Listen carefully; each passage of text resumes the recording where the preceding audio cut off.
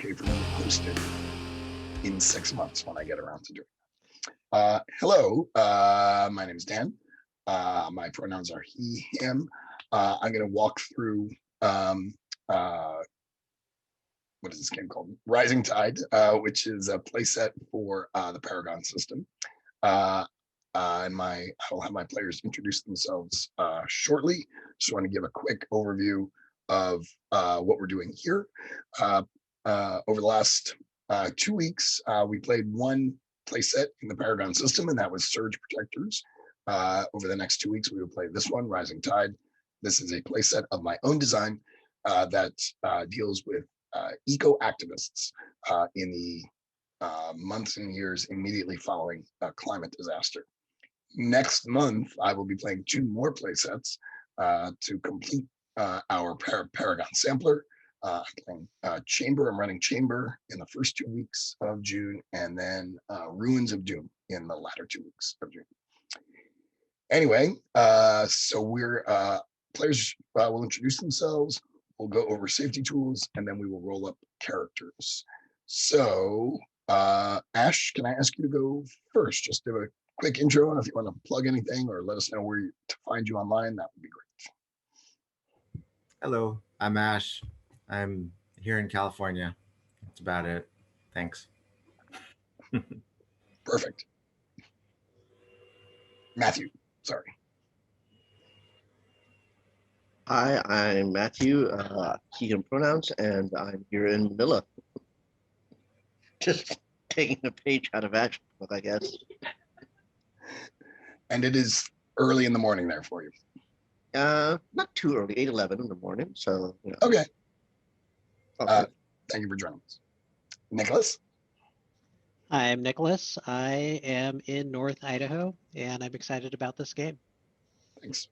And Bucket. Hi there. Excuse me. I'm Puckett. I use he, him pronouns. I'm just lurking somewhere underground in my lair in the Midwest. Location classified. Fantastic. Okay, great. Thanks all. So the Gauntlet, I'm running this game on the Gauntlet. We use our avid users of safety tools. So I want to talk about those before we dive in. I will be using 3 safety tools in this session. And if there are others that you would like to use, please let me know. The first of those safety tools is called Open Table. In this case, you can get up and walk away from the table at any point. You don't owe me or anyone an explanation. You can just feel free to leave. Either something is upsetting you or frustrating you at the table, or you've got something in your real life to go deal with. Your comfort and needs are far more important than this game. Please, if you need to step away, please do. If you can let us know whether you'll be coming back, that's ideal. You can just message me in the chat. If you don't, that's okay too. If for some reason I need to step away, I will give me 10 minutes. And if I don't come back in 10 minutes, we can assume the game is suspended. So that's safety tool number 1, Open Table. Safety tool number 2 is X card. We'll be using a dice roller, which I will post shortly. And the dice roller has an X card button built into it. X card, when you invoke the X card, you are saying you want to stop the game, stop whatever was said, stop whatever someone just talked about. We'll rewind and we'll take the game in a new direction. I've had people X card names of NPCs. I've had people X card sort of background facts about characters. I've had people X card, a scene that we were about to do, just because it made them uncomfortable. Totally fine. I would rather know that. We can then rewind and start a game. You can type an X in the chat, like I've just done. You can hold your hands up to the screen, or you can push the X card button in our dice roller. I will post a link to the dice roller. Yes, this is my actual room. I spend a lot of time in this room. And the last safety tool that we are using is called Lines and Veils. Lines and Veils are listed in the Safety and Resources tab of our Character Keeper. A line is any topic that we do not want to bring up in our game. A veil is a topic that we can raise, but the most of the action happens off screen. If you've read any young adult novels, you'll know that, for example, any physical intimacy largely happens off the page as the chapter breaks. If you've played with me before, you know that I generally run sort of PG-13 type games. Things may get a little violent, just given the nature and the tone of this game. But please take a moment to look at the lines and veils tab, and please add any topics that you feel like are missing that you want to be able to address, and make sure that everything that you want lined is lined and everything you want veiled is veiled. If both line and veil are checked, we will obviously go with the stricter version. So I've just described 3 safety tools. I'm giving you all a moment to check off any lines and veils, but I will also ask, do you have any questions about any of those tools?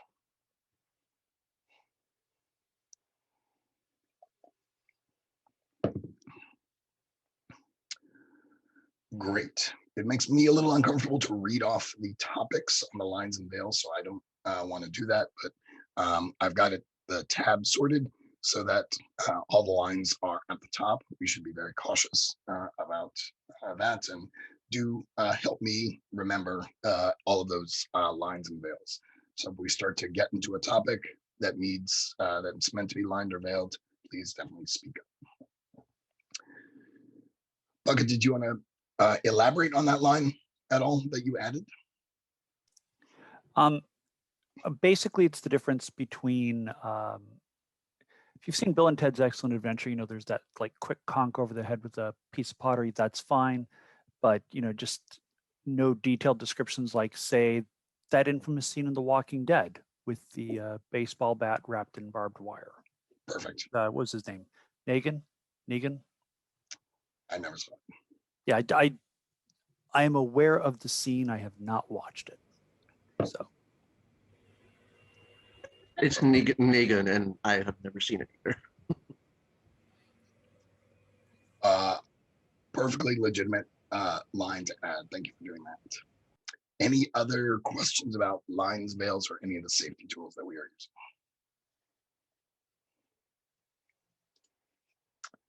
All right. Oh yeah. No, I was going to say, I mean, if I understand correctly, this is the same safety page from the previous session, and I think all of my old lines are still there. Yes.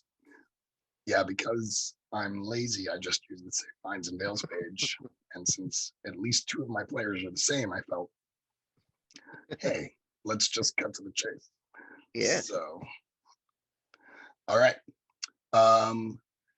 So I'm going to go over this game now, and we will do some character creation. In Rising Tide, you are a member of a crew fighting for eco-justice. You live your life aboard a ship in a near future Earth where oceans have risen, destroyed many coastal areas. Corporations and corrupt governments continue to abuse the ecosystem too dependent on resources or too inept to break old habits. So that's the concept of the game. As I may have mentioned, there's a comic book that I really, really liked that dealt with this, and I'd sort of long wanted to build a game around that. But there are many, many books kind of set in a near future Earth immediately following the global climate collapse. The aim of this game is to tell the story of your crew performing missions to take down people and organizations continuing to exploit the Earth's ecosystem. As you complete missions, you live up to ideologies and retiring when you've completed one ideology. So one of the things I like sort of about this near future and this kind of catastrophe is that it sort of puts people on the spot to really live up to their values. So that is something I wanted to try and capture in the game. The stories are meant to be intense and violent and gritty. The crew is working outside the law and establishment to render justice. They will witness real harm being done to the environment, to animals, and to disenfranchised people. So again, being respectful of our lines and veils, we won't necessarily describe any of those things in great detail, but that is totally important to the game. I've described the concept and the aim and the tone. Are there any questions or concerns about that? Any areas that you want to try and avoid? Any particular scenarios that you can think of that might be problematic for you?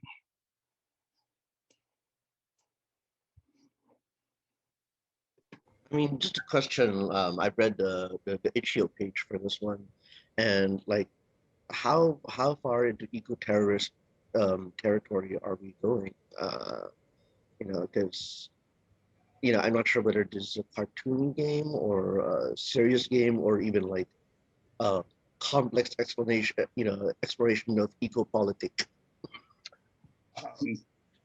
That's a great question. My assumption is that some of the one of the interesting parts about this genre is that all the members of the crew, each of the members of the crew, have a different perspective on those things. So one member of the crew might be ready, willing, and able to commit what would be considered by the establishment pretty extreme terrorist acts in order to try and save the earth, and others may feel less comfortable with that. So in a sense, that's part of the point of the game, is to explore those complexities. I'm prepared to lean in fairly gritty unless people are uncomfortable with that. I mean, not to. Sorry, Ash. I'm okay with that. Yeah, I mean, speaking as a citizen of the third world, we definitely have I should say more intense views on environmental justice. So Right. I'm good with that. Yes. You live on an island, so I would imagine that that's top of mind for you. So 7,000 islands, actually.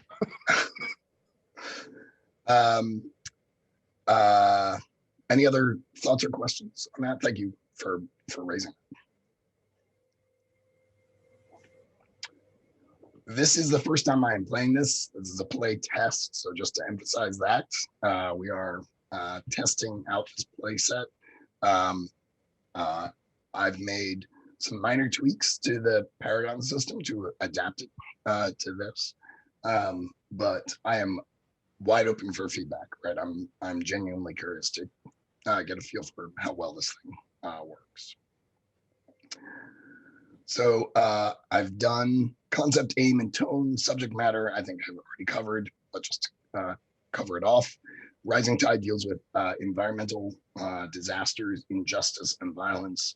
There may be a tension between the crew as they debate the ethical, moral, and appropriate actions to take. So just like we just talked about. 7,000 islands, that's a lot of islands.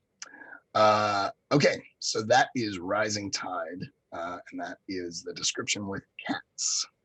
Concept, aim, tone, subject matter. We can get into character creation now. See that some of you have started this process. So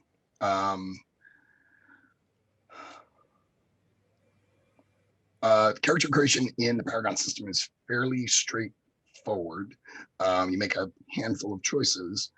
You are largely either picking where to put dice. So the way this game works is we will set up a scene. I will roll for difficulty, and you all will put together a dice pool, one for each of you, to try and overcome that difficulty level. And so you are either using dice that are assigned to your characteristics, or you're spending currency to add dice to your pool. So we'll talk a little bit more about that.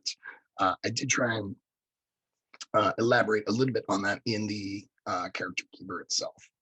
So why don't we start at the top of the character keeper. I see a lot of you have already filled in names, which is great. But you can also save that to the end. You should pick a country of origin. So the assumption is that this is kind of an international crew of folks who have been brought together. And you each have a role and a background. The PDF that I've got posted has some suggestions for role and background. I will paste them in the chat so you can pick them from there. Role is sort of your role on the ship. And if your role is appropriate for the action that you are taking, then you get to add that die to your pool. If you are, give me a sec, okay, I will get that to you. If you are, and the same is true with your background. So my assumption is that I can't do two things at the same time. I try, but I cannot. So these sort of take the role of the epithet. Yes. So you will. Yeah. So if your role is appropriate for the die or for the scene, then you can add your die to the pool. There. I tend to be pretty generous with that.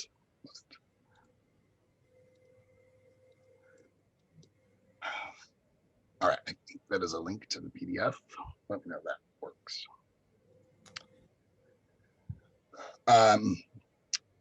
So once you all have that, I'll give you a moment to fill those in. The country of origin is really just for flavor.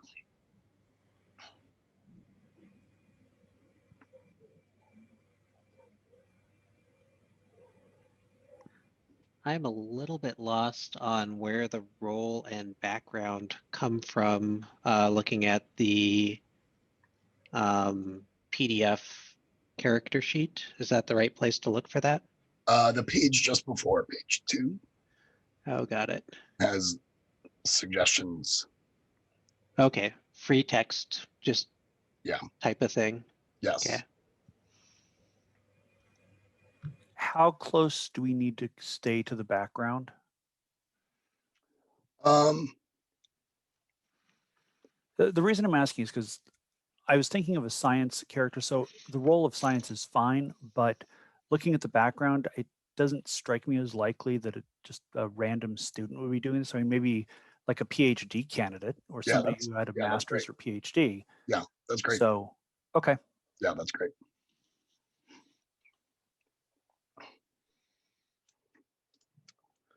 Which reminds me, I always get good feedback from you folks. So I need to open a document to write stuff.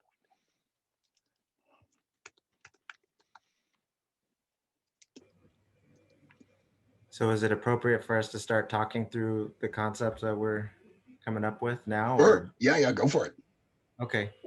So I was thinking that I would be a NATO officer, or maybe not an officer, but a special ops NATO guy from Germany who went into, after he left the military, he went into becoming a security specialist for a corporation, and he saw some of the damage and so forth, and something snapped in him, and so he's a little bit off now, but he also believes that he needs to take decisive action, which caused him to join this little band of eco justice warriors.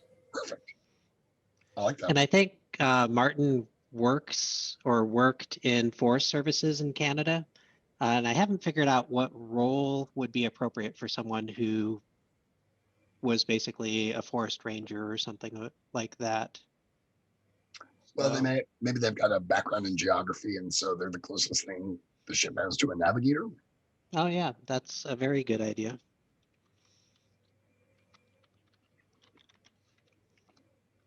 For me, I'm going with I'm going with the daughter of a smuggler Nice. who went, in her youth went,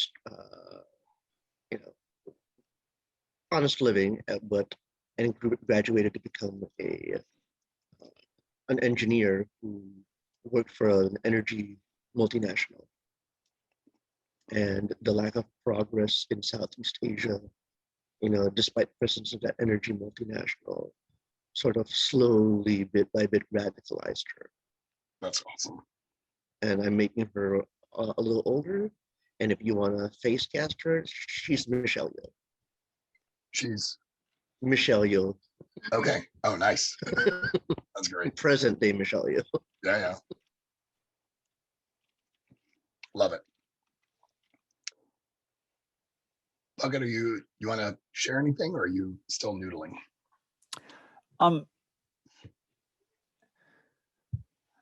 So Jacinda Logan started off as a student, and due to the influence of a couple of professors, gradually began understanding that the climate threat was real, that events like Hurricane Katrina were the proverbial tip of the iceberg. She started looking at the cracks in Antarctica and gradually began realizing that greater action was needed, simply because without it, humanity might not be completely doomed, but all of the scientific progress made in the past few thousand years would largely be eliminated, simply because there wouldn't be, for example, power to run the servers to contain the information. So in the absence of having paper backups, that would be lost. But most of the world's major cities are built on coastlines because of shipping. So she started gradually realizing how catastrophic this was going to be, how bad the collapse would actually be, and started working against it, including, and it started with just demonstrations and authoring papers, co-authoring papers, academic statements signed by numerous professors, ecologists, botanists, biologists, and so on. And at some point, she just realized none of it was enough, that people would not change until they were forced to. And she set about trying to figure out ways to force people to make the necessary changes to survive. Nice.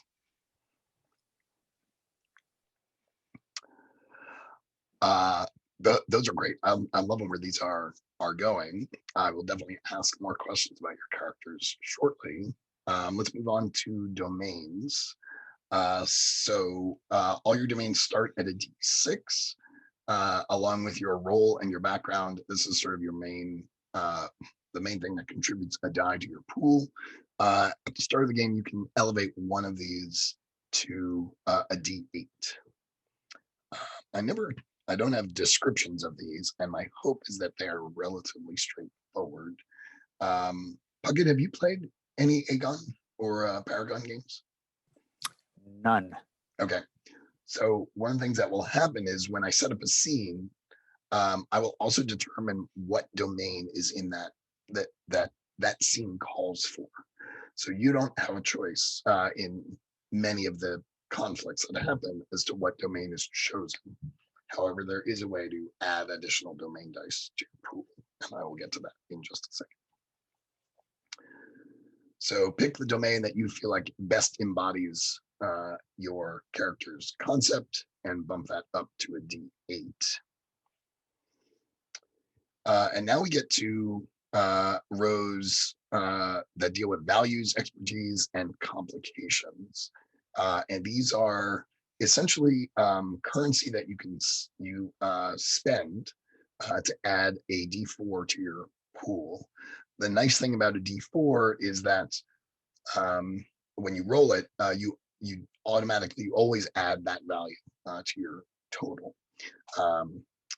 When you roll the dice pool, you'll roll a bunch of dice and you keep the two highest values plus whatever shows up on the D4 if you've used one. So they're good to have because they can get you just over the edge of the difficulty level. In Aegon, where you play Greek heroes, these represent divine favors. All of these little boxes that you can check off. So you know, you get a favor from Zeus, and that gives you your little bump to do it. In this game, I'm using values and expertise. So your value is sort of the thing that you kind of prize, concept that you prize above all others, and gives you a little boost when you're sort of trying to kind of fight for something in particular, or trying to achieve something in particular. So there are 4 values to choose from. You can select one. When you spend it, it's gone for that mission, and it'll replenish between missions. And maybe your values have changed or shifted a bit. So for now, you can check off one of those: freedom, justice, knowledge, or diversity. And they are however you want to define them. I would look at these more as prompts. So when you spend it, you can describe to me, why does this value matter to you in this particular role that you're doing? And then for expertise, I want you to each pick one of these skills that you are trained in. And you can now pick up to 3 of these. Oh no, you pick 2 as trained, sorry. That means you receive special training. And hang on. And then did you receive 2 more in the beginning of the next session too, or something like that? Yeah, give me just a moment.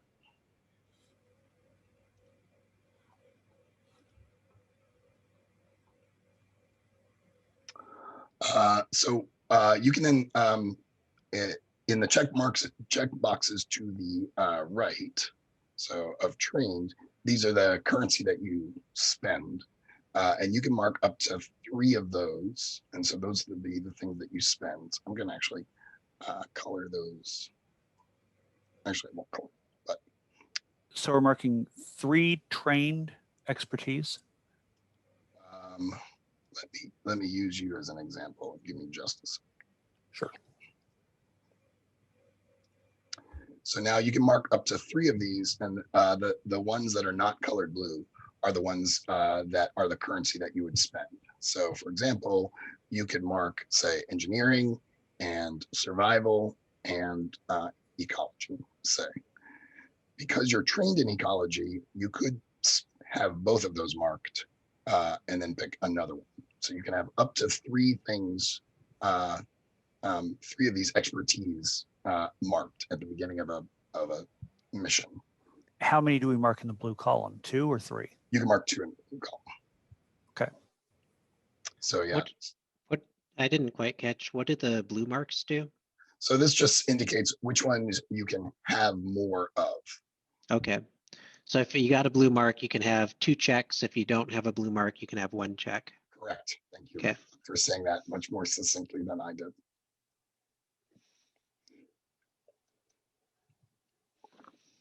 So Matt, you are trained in one too many areas. So Inga, yep. And then you should check off these ones on the right hand side to indicate which ones you spend. So these are like the components in surge protectors. So quick question for you. Yeah.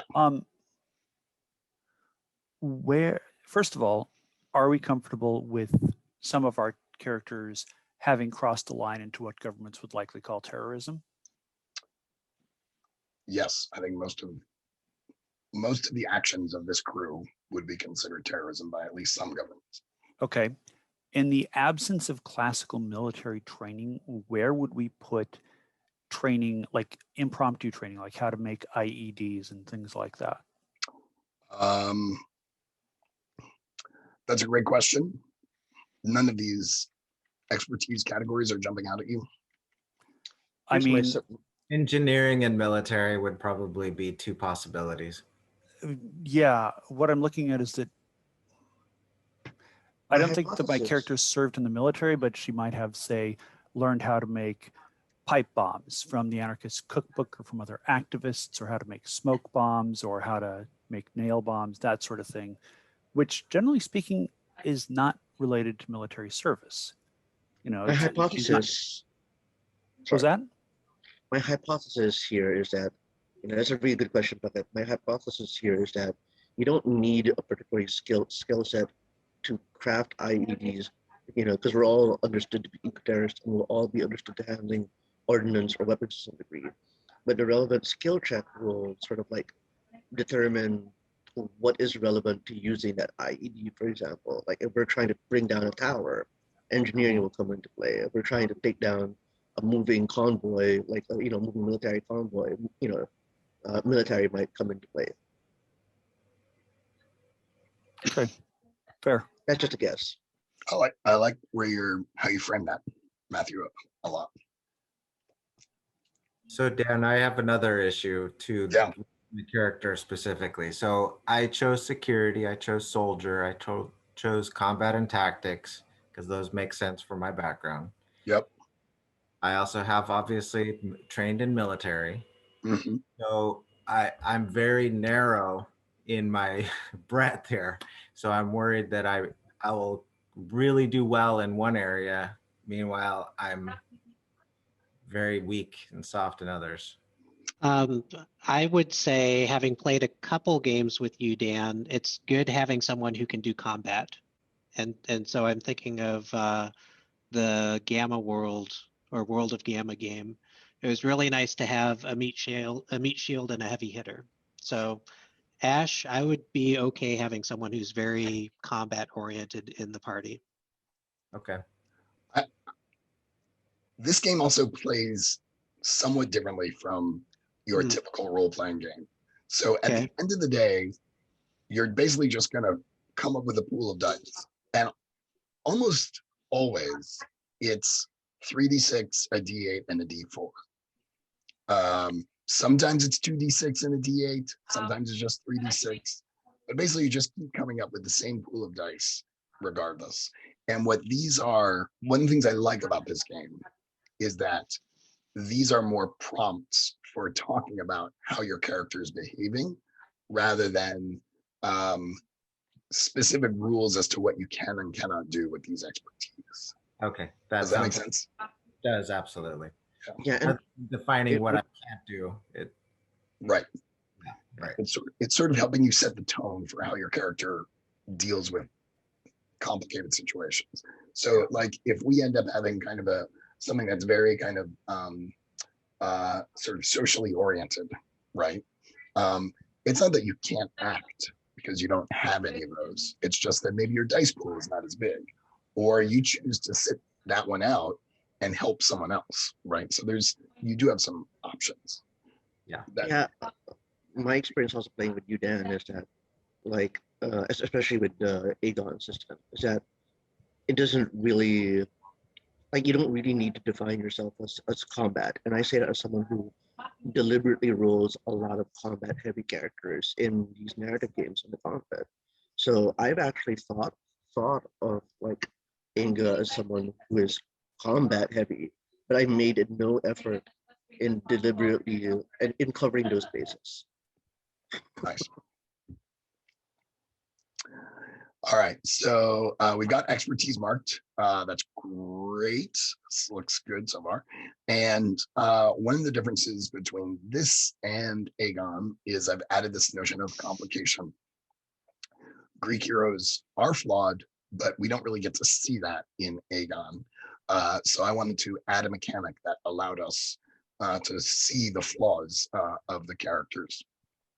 I call them complications here. Because everybody's got complications in their life, and I don't judge them either way. So you can pick one from my list that I've got here. If you want to if you have a different idea for your character, feel free to do something else. The way this works is if you invoke your complication, if you say, my complication is playing a role in how we're playing out this scene, then I get to add a die to my pool to make things potentially even harder. but you get some bonus points at the end of the encounter. So we'll see how well that mechanic works. 2 suffering from illness. Ooh. So my character is suffering from a mental illness. Is He we should thinks I'm sorry, go ahead. he thinks the planet is speaking to him at times. We should ask, is everyone okay with that, or does anyone want to X card that kind of mental illness? Good question. This feels. Is this Nicholas who said it was mental illness? Oh, it's Ash. Ash. This is Ash, yeah. Mhm. Yeah, my character Martin is suffering from a physical illness, something like asthma, but a little bit more extreme from exposure to something in service to the forest. Contemporary people- version of tuberculosis. Yeah. Interesting. Okay. And then we are almost done. You each get a signature asset. So one tool that you use, one piece of equipment that you use. It could even be just sort of a favorite stuffed animal, something like that. Speaking of which, someone's come to visit me, and you can add that here. You'll get to spend that once. This is Maple. You can spend that once per mission to add a die to your pool. Depending on how relevant the asset is, will determine the size of the die that you get to add. You'll also get to add additional assets if we were playing a longer campaign between missions. Look at, I'm sorry, I cannot introduce you to my cat. She never comes down to visit me. This one is always in search of food. And you see, I remember when the cat used to sit behind you on the shelf and She just did. stare into the camera. She did a couple, like when she first arrived. Yes, she was like, well, it's safe and quiet down here, but now she owns the place. So Which explains why the dog's there. might do. You smell snacks.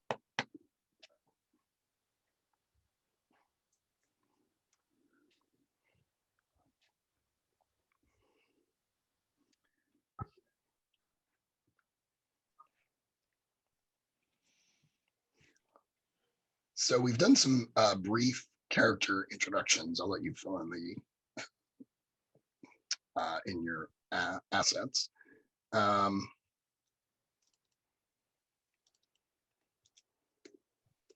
we get one asset, correct? yes.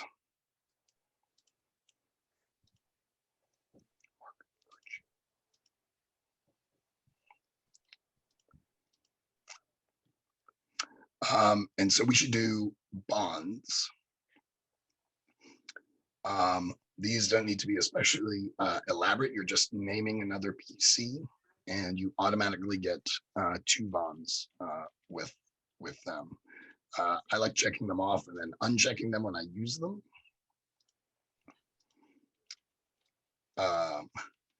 And I will leave it up to you to determine who your bonds are with. Maybe we can go down the line and establish that.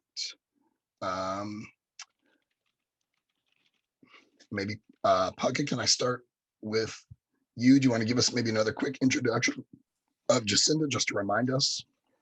Sure. Talk about your Like I bonds. said, ecologist, biologist, radicalized by professors, tried to do things the quote unquote right way, with statements, papers, trying to shift public opinion, realized none of that was working and decided she needed to take more direct action. And I'm wondering if one of my bonds might be with Martin. Perhaps we met at an ecology conference or something along those lines. And I think I was radicalized by this group, so I think that works really well. Okay. So Jacinda, you can add Martin there. And thoughts on your other bond?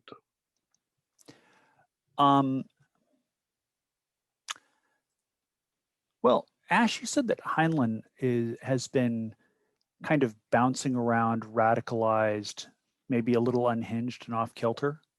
That is exactly right.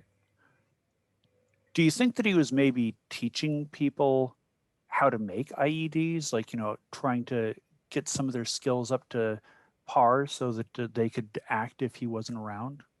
I think that makes a lot of sense. Okay. And it's Heinlen, correct? Yeah. And it's Heinlein? Is that how Heinlein. you Heinlein, okay.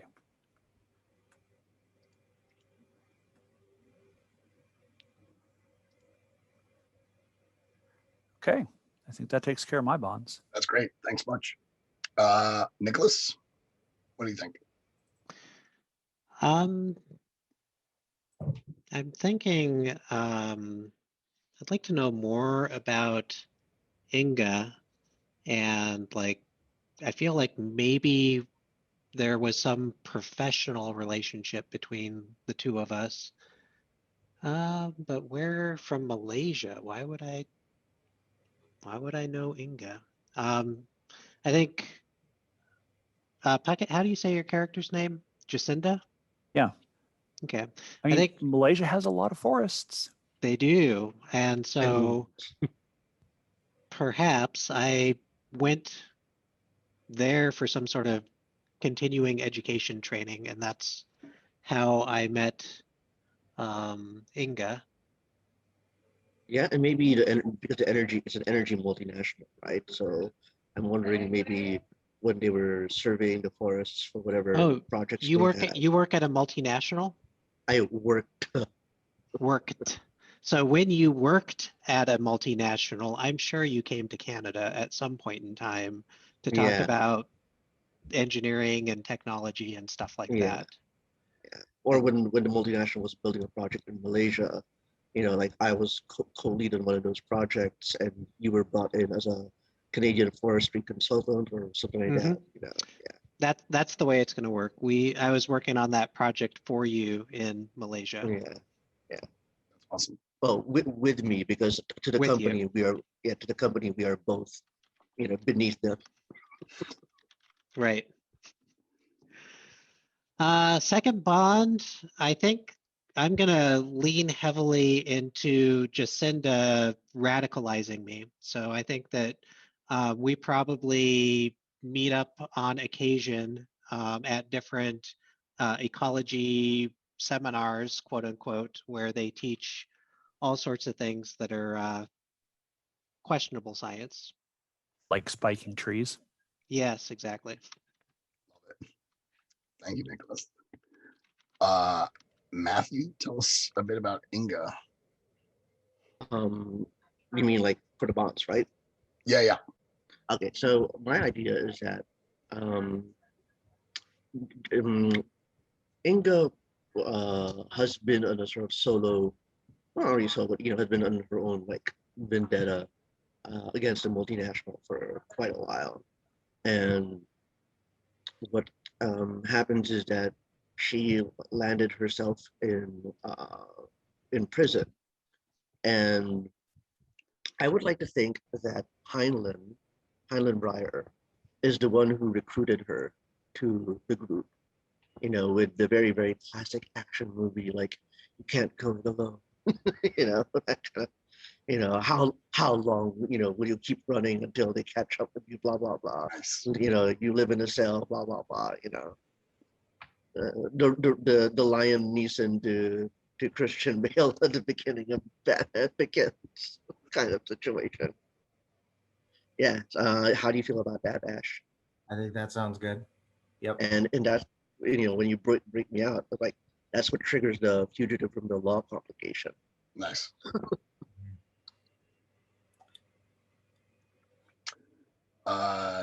You get a second bond.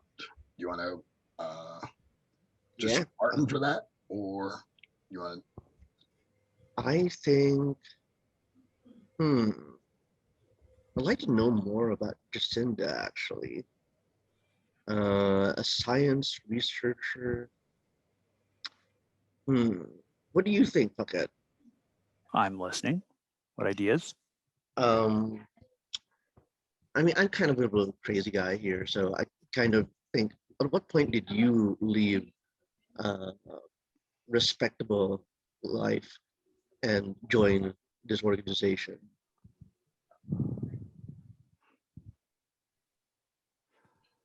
I think it was when my favorite professor was arrested and charged with Mhm. terrorism and then held without bail. See, And I think, I mean, and this is leaning heavily into, my heartbroken thing. I think that professor died in custody. It was one of those things where they just kind of left him alone in a cell, and he had a medical emergency and nobody paid attention, and he died even though he shouldn't have been there in the first place. I like that a lot. I think what Inga did was avenge the professor's death by, you know, um, uh, let's say murdering or taking out the people who were responsible for his conviction. Mm. That, or you could have put a bomb in the station where he died. That, yeah, yeah, I like that. So yeah, let's go with that. I love the stuff already, and I think I'm done. Yeah. All So right.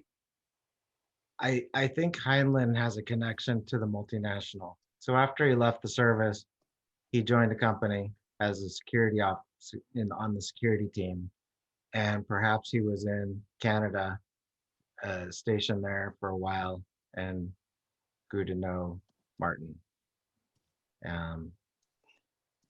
So I think that's the bond there. Okay, that's great.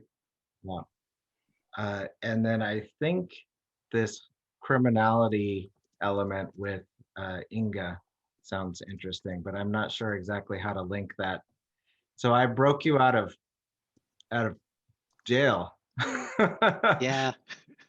You're a So jailbreaker. um, so how did I know you before that happened? I guess would be how did I know to break you out of jail? Where did our connection come before then?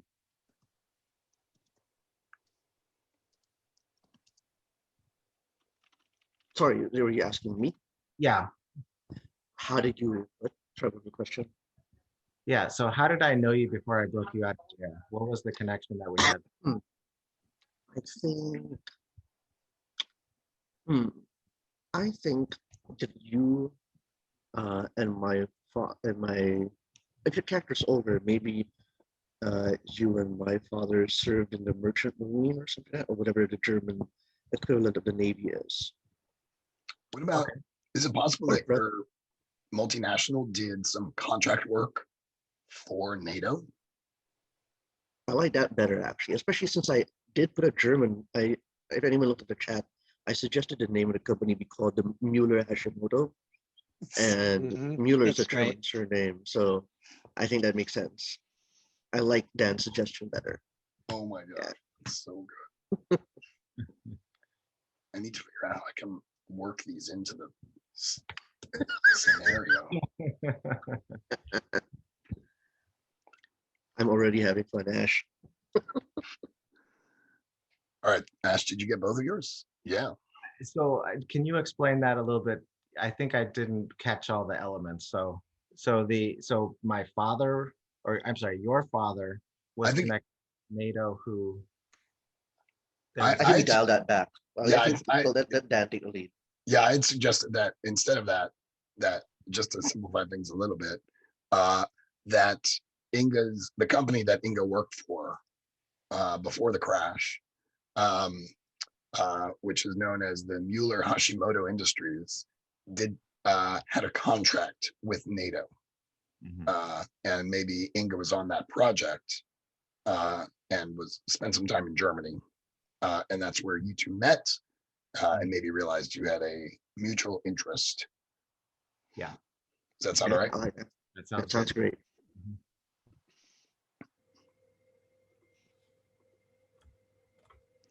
And I think you recognized, like Ash's character Highland recognized very early on, before we were realized, recognized already that there was a tempestuous streak in Inga before she even knew it.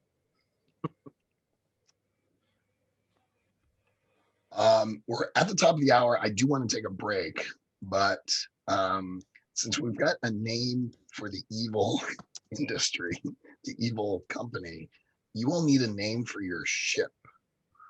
And I'm wondering if maybe we can zero in on that before we take a break. Anyone have ideas for the name of your ship? You can maybe go with an animal. You can go with a concept. Harbinger. The Harbinger? Dagger's Edge. It's pretty good. What'd you say, Matthew? The Dagger's Edge. Dagger's Edge. The first thing that came to my mind was the Valhalla, but Paradise Lost. If you're going to call it Valhalla, let's just call it Ragnarok. okay, now we're talking. Although I'm also partial to, Ratatosk, the North Squirrel of Mischief, who runs up and down the world free.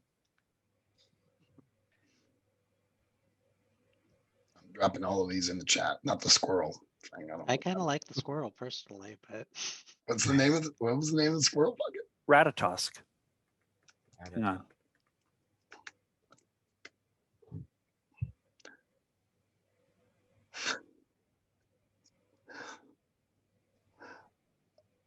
I don't know. Any preferences?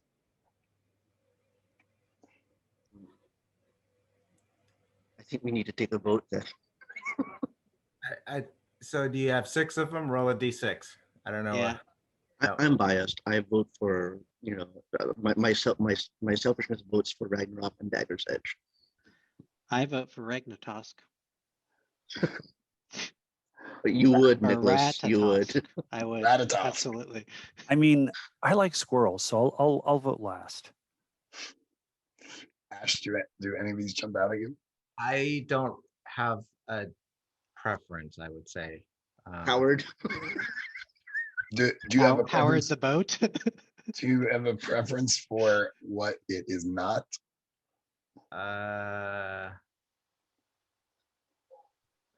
I think actually all of these are not bad. I think They're good. That's why So- we're voting. All maybe right. not Mjolnir. Maybe not Mjolnir. How about that? Yeah, I just threw that in since we were heading in that direction. All right, Ratatosk it is. I've been outvoted. All right, friends.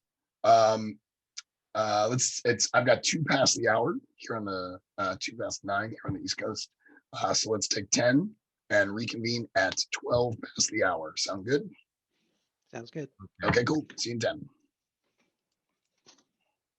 Because I always look at Swiss Army knives these days, and it's like, okay, so you've got your can opener, and you've got your this, and you've got your that, but you need more than like that flimsy little pair of scissors.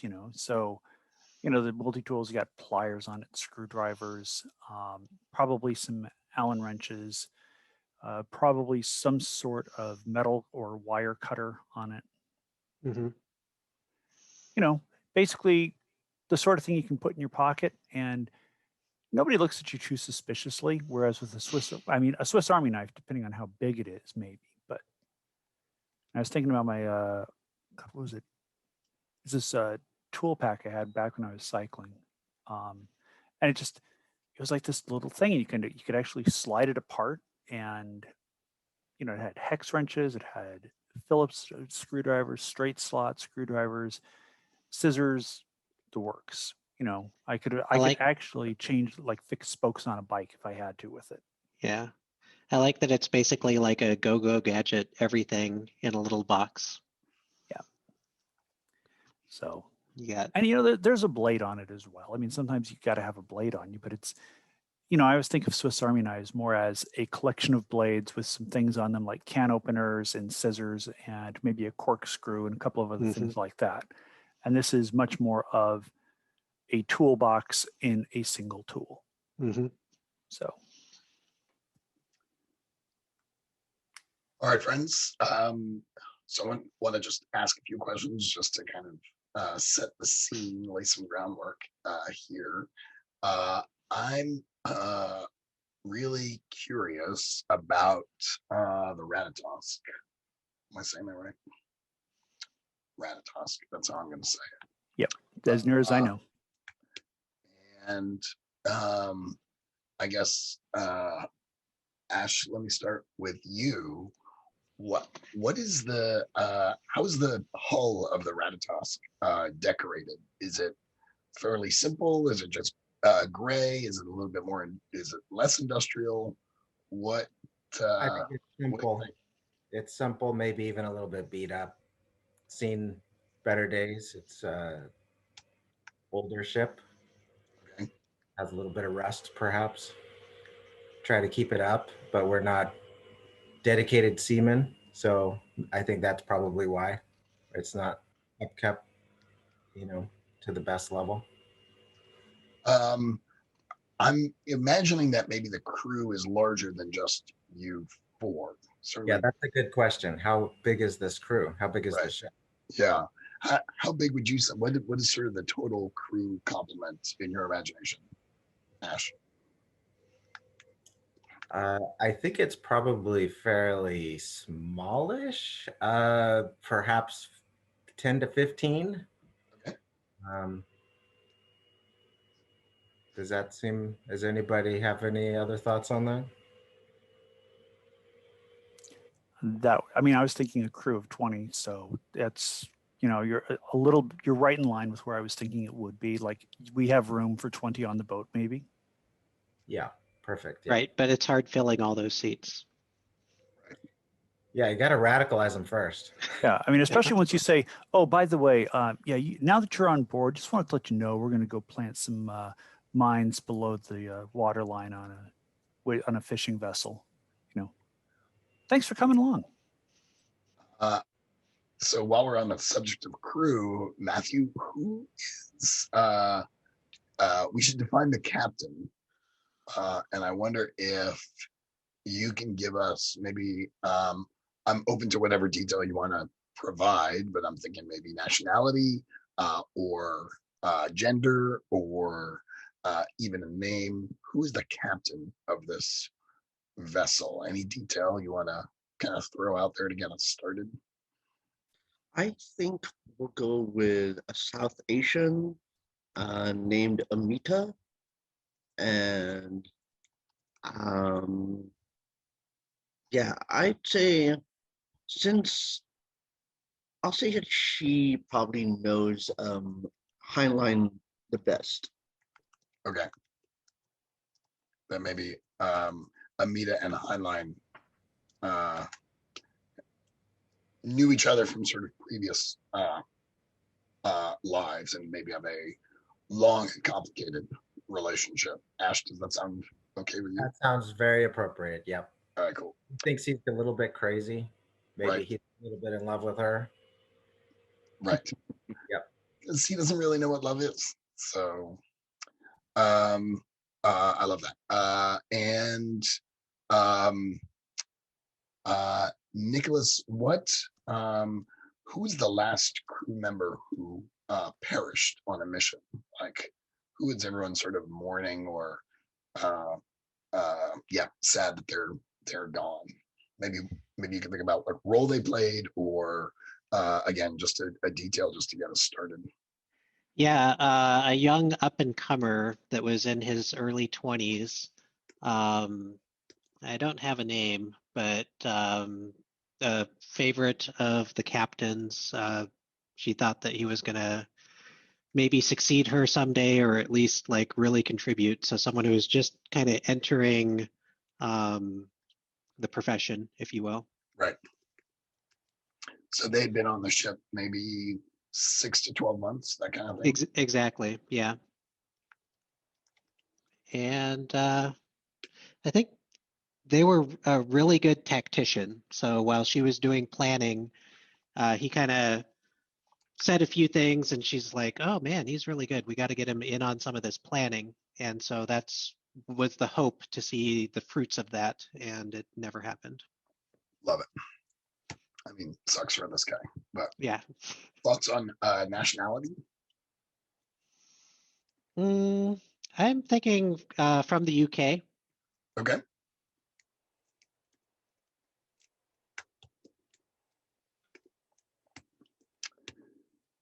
Puckett, what is one distinctive technology that the crew of the Ratatosk has been able to acquire and get a hold of? What technology kind of sets them apart or gives them some kind of advantage? Give me an idea of how many years in the future we are. I think not very many. And are we talking 15, 20, 30, 40? Well, there are days when I think this is going to happen tomorrow.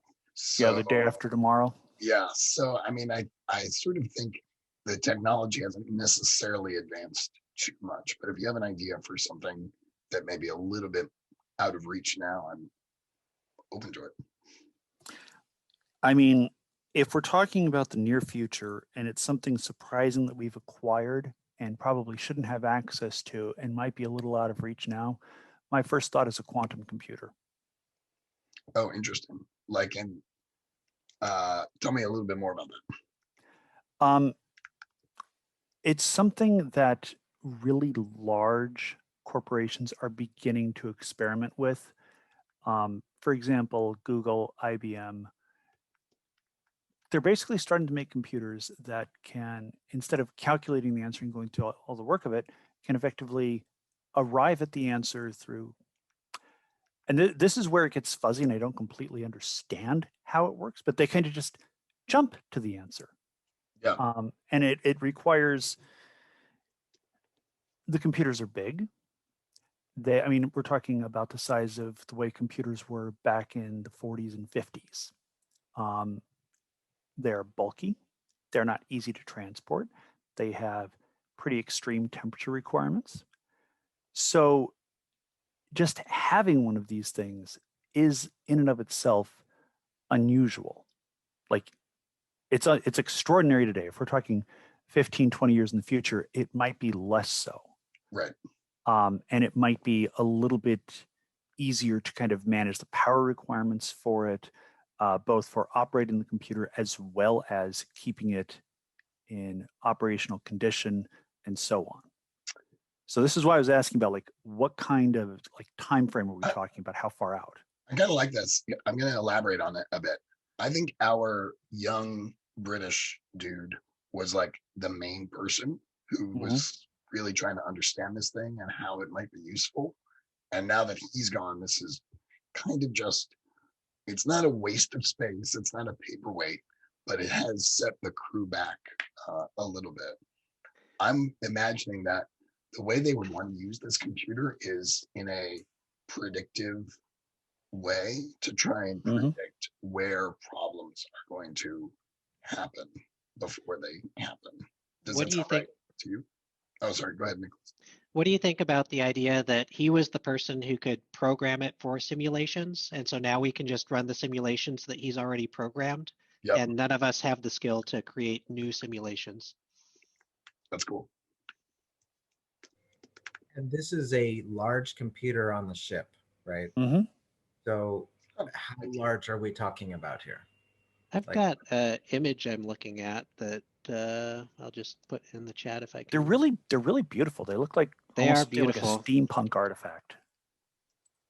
My imagination went the size of a pool table, but let me click on the image and see what it actually is.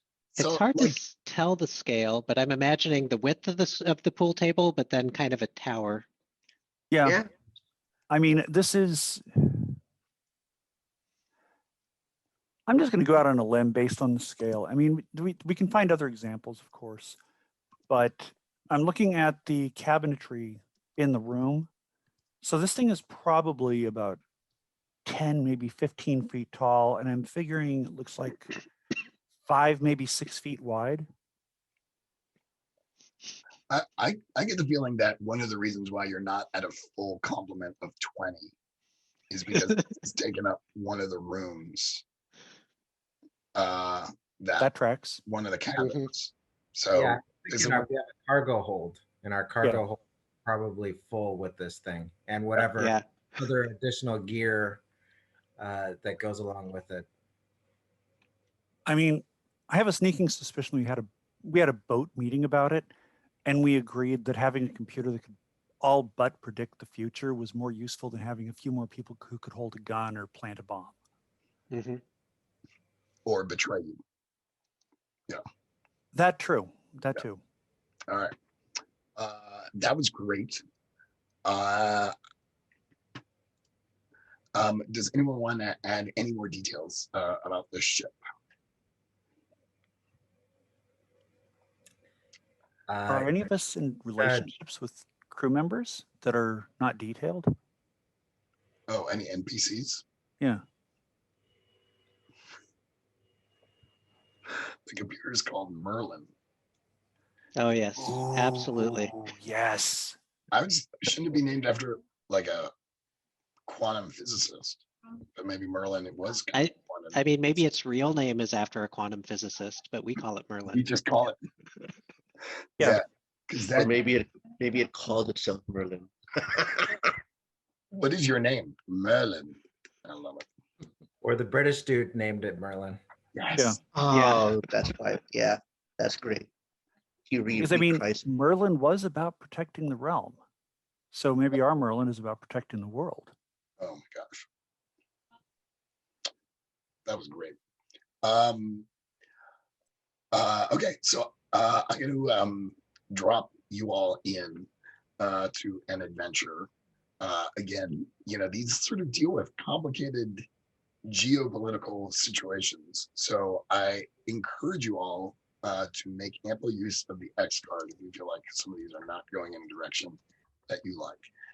But I wrote 3 scenarios, and I'm just going to use the first one. This was inspired by a David Attenborough documentary that I was watching.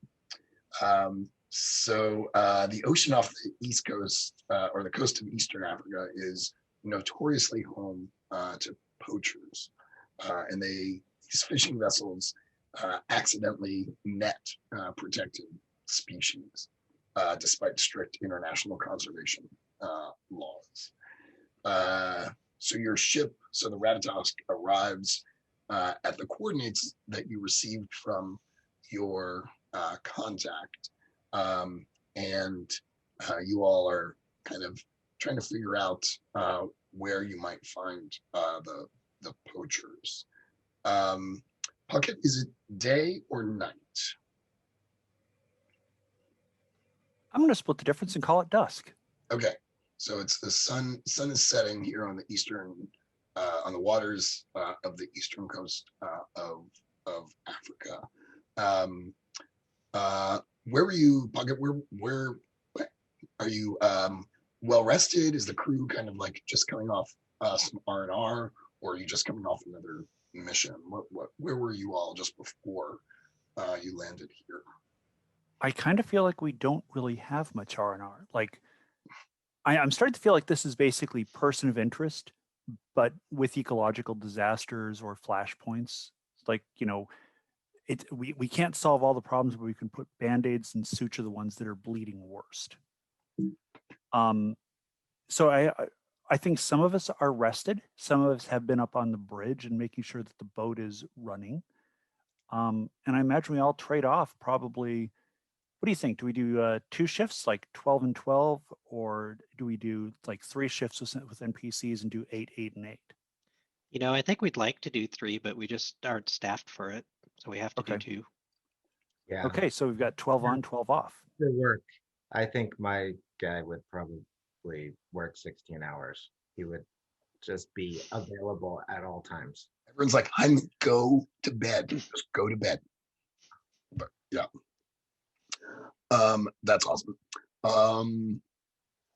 I think we've actually named the ship's coffee maker Heinlein because of this.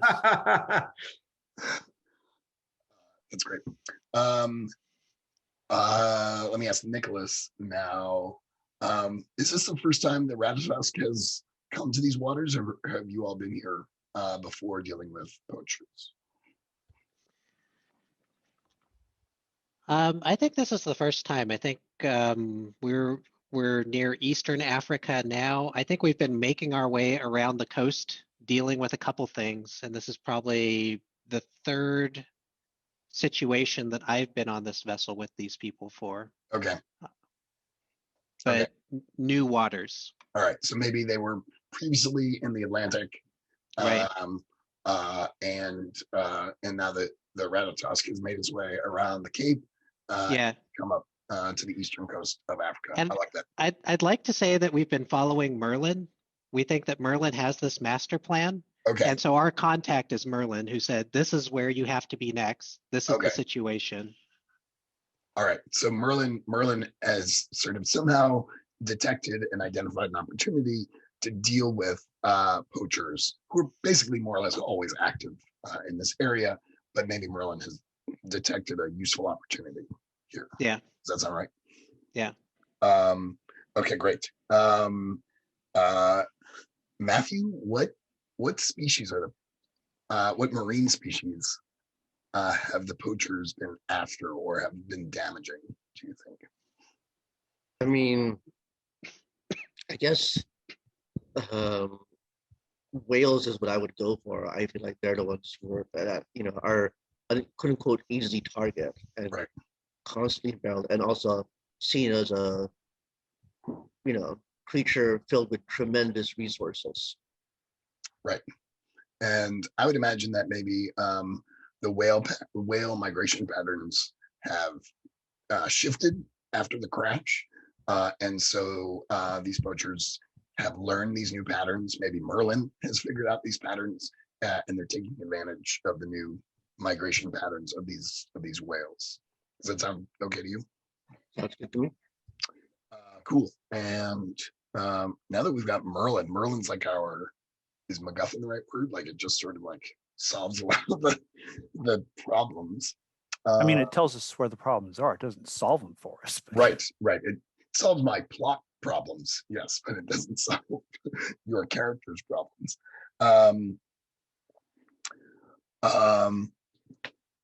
Highland, what is your attitude? I guess actually I've got a good question. Tell me a little bit about what the conversation between Heinlein and Amita has been as you are kind of thinking about how to deal with these poachers. Is your position, for example, we should just go kill them all? Or are you trying to be a little bit more understated? Or what do you think? What did that conversation look like? I think we just slip on to the ship at night, kill the captain, kill some of the other people who, are going to manage to try to steal these or poach these whales, and let the crew take the ship and be on our way. So that's what you're encouraging Amita to do. And is Amita wanting to be more diplomatic? Is she wanting to be more ruthless? What do you think? She probably wants to be more diplomatic. So that goes into the question of, is there an authority that we would be able to turn these people into? Or is it, after this catastrophe, who's actually watching out for these whales now? Is there law out there that we can, turn these people into some law enforcement agency? Or are we the law now because of the catastrophe? Well, there is presumably international law that says you may not poach these whales, but it seems like maybe it is not well enforced, or maybe the governments are just straight up corrupt. Right. So yeah, I think we need to stop them dead. Okay, that's it. You just want to we don't need to wipe out the whole ship or anything, just sever the head, pretty much. Right. Are you sure you don't want to make an example of them? Yeah, I'm sure. I mean, I'm doing this for the right reason. Heinlein, if we kill one now, we may have to kill 10 later. If we kill 20 now and make an example, maybe this stops entirely and we don't have to come back. No, I think we'll have to come back. We're Right. coming back. But Yeah. but I kind of like where Puckett, where you're going. Maybe Amita, maybe her sort of training, her background is in journalism or something like that. And so she kind of sees there's a power to the message and a power to the publicity that the Ratatas crew could gain from this. So she doesn't want it to be too messy because that'll make you all look bad. And what she wants to do is be able to hold these folks up as an example of the justice that's coming for them. I think that's an interesting tension to play with. Especially since justice is one of my values. Yeah. Heinlein, does that sound, or Ash, does that sound okay? Yeah. So we're gonna do here's my thought. We'll do our first contest, which I've sort of pegged as the arrival. Basically, the way this works, I modeled it on Aegon, where every island, in this case, every mission, consists of anywhere from kind of 4 to 6 contests. The first several are made up of one kind of big die roll, where we sort of narrate the scene, describe the vignette, and then resolve it, and then we move on to the next one. So we're not doing necessarily a blow by blow like you would in a traditional RPG. The final battle, the final confrontation, is called the finale or the final battle. I call it the resolution here. That's actually a series of 3 rolls that we do. So we'll get to that next week. So for now, we'll just do one. Do our first scene. And then we'll wrap up the session and do stars and wishes. I was going to call them lines and veils, which is not helpful. So we'll do stars and wishes. Does that sound okay to everyone? In Surge Protectors, we were really trying to do this to get our rolls right so that everyone rolled at the same time, and we kept messing that up. But I believe in us. I believe that we can do this. So we will try. Since Ash and Puckett, this is sort of your first assembling a dice pool, we will just take it real slow. So I'm going to set up the situation, and I'm going to roll for difficulty, and then we'll talk about assembling dice pools. Any questions from me so far? Sounds good. All right. So I'm thinking that I think I want to set this up where you all are trying to be stealthy in your approach, so that you want to be able to sneak up on the poachers. And Amita specifically says, Merlin says, we should sneak up on the poachers because otherwise they're not going to engage us. They're just going to run away. And then the purpose of this mission to make an example of these poachers will be lost, right? Are we sneaking up on them while they're in port or while they're at sea? All the action will happen at sea unless you board their vessel. But all of you can play a role in this. So I will now. Well, let's do this first. How do I want to do this?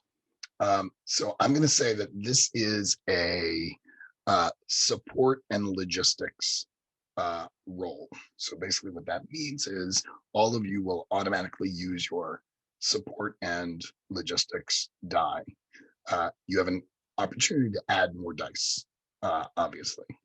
I'm going to now ask you all to describe what you're doing to try and overcome this contest. That is to say, to do your part to try and sneak up and intercept the poachers.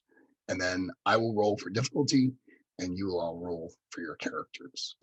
So, Matthew, maybe I can start with you, if that's all right.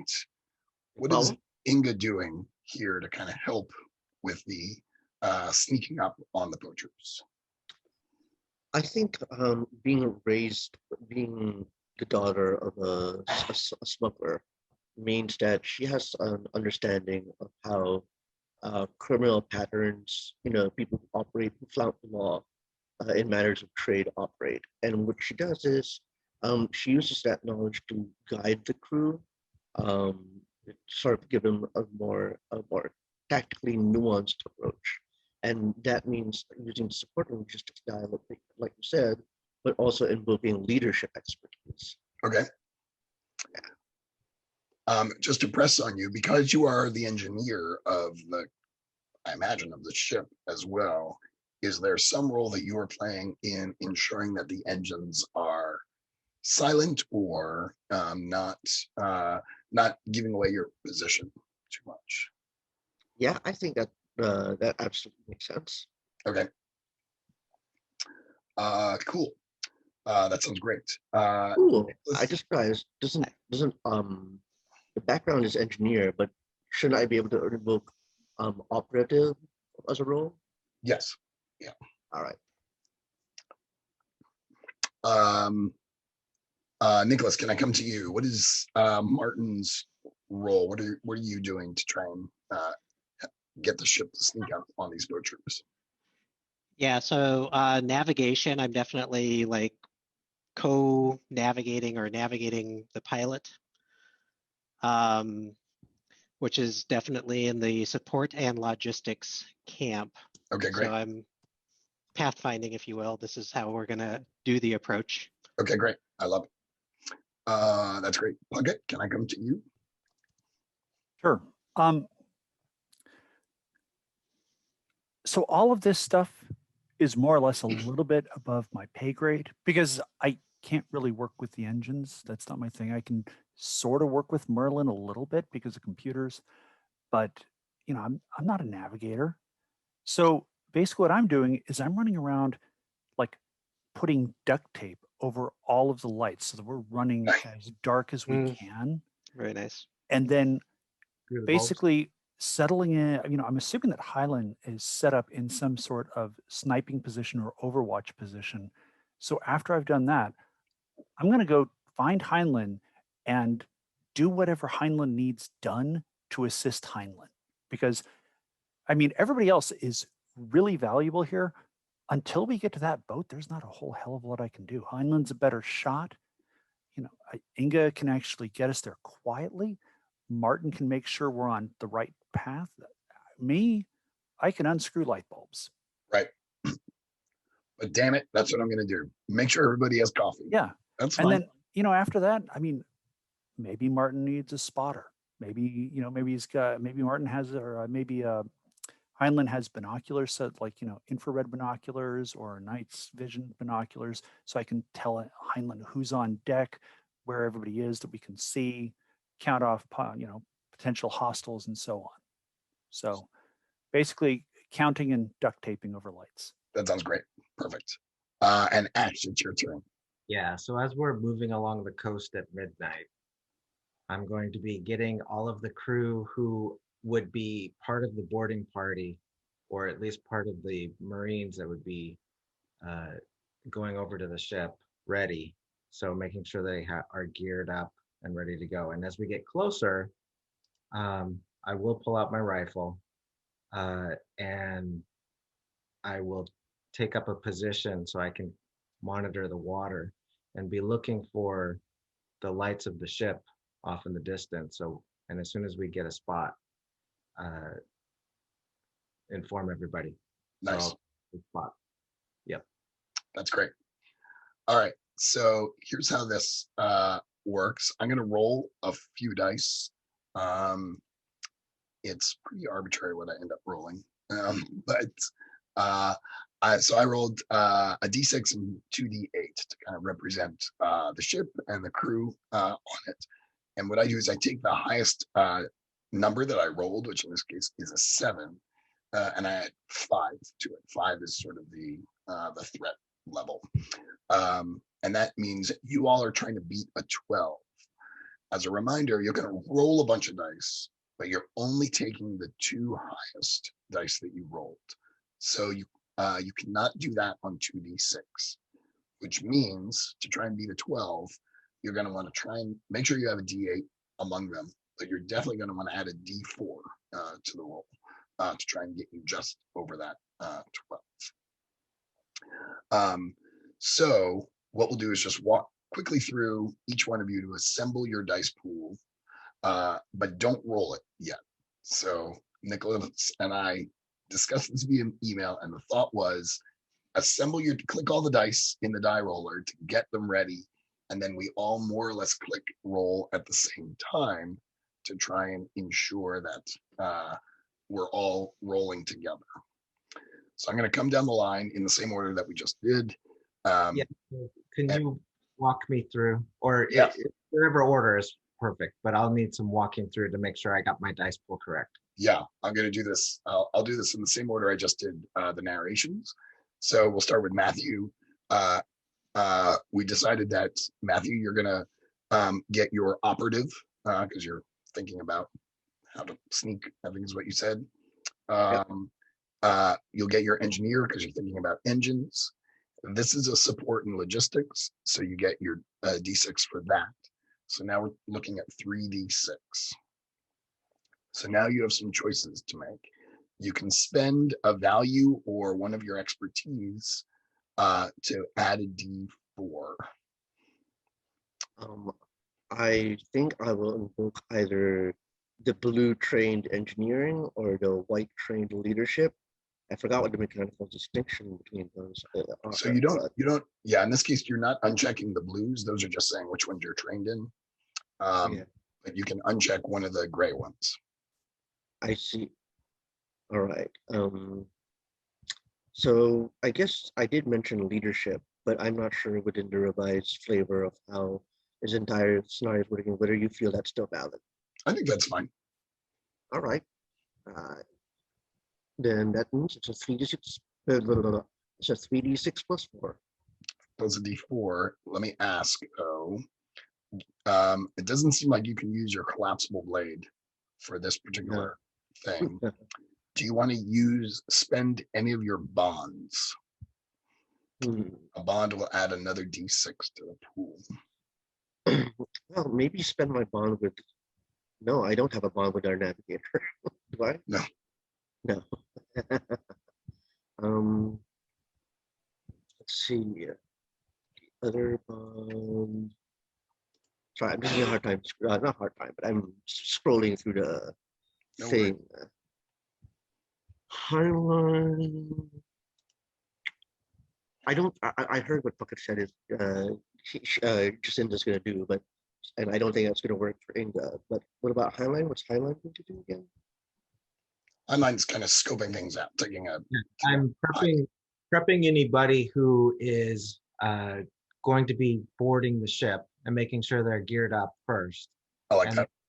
And then afterwards, I'm going to be spotting. So. All right, so I'm going to choose the bond that Highline has with me to sort of create a collaborative, sort of tactical collaborative environment between the two of us. Great. And then the last thing you are empowered to do, the last choice to make is, do you want to mark stress to add another domain die, in this case, a D8 to it?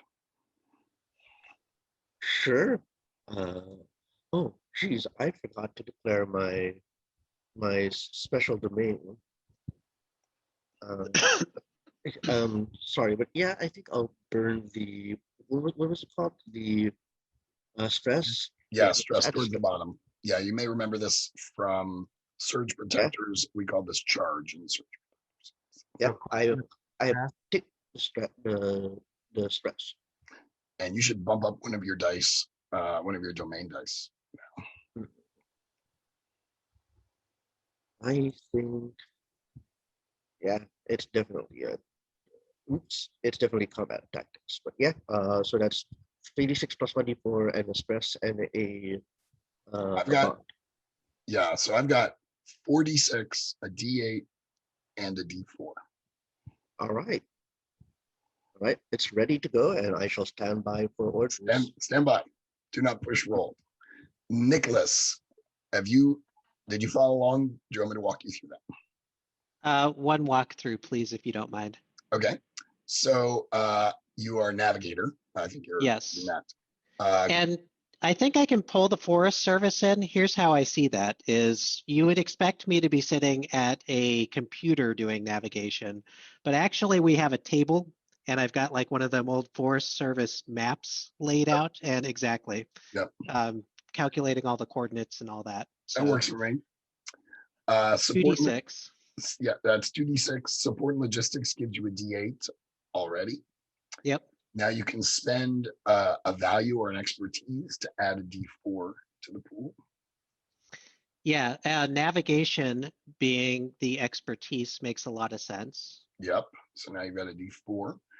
You can spend a bond to get another d6, or you can mark a stress to add another d6. Matthew, what was Inga doing again? Oh, you're muted.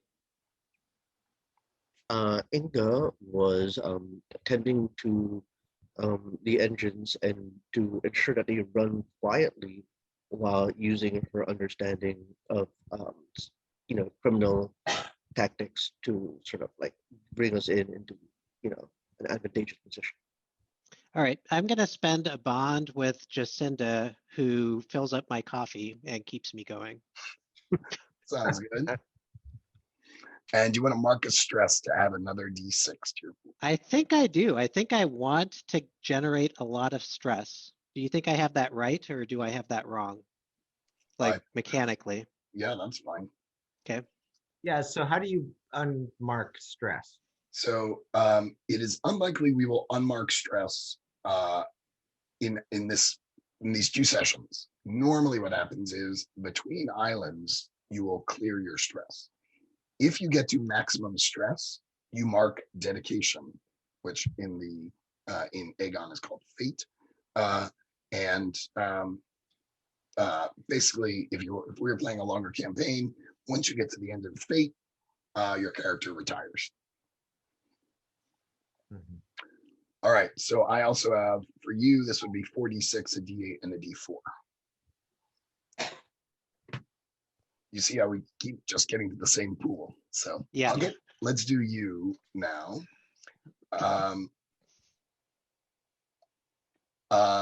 You've got science and researcher.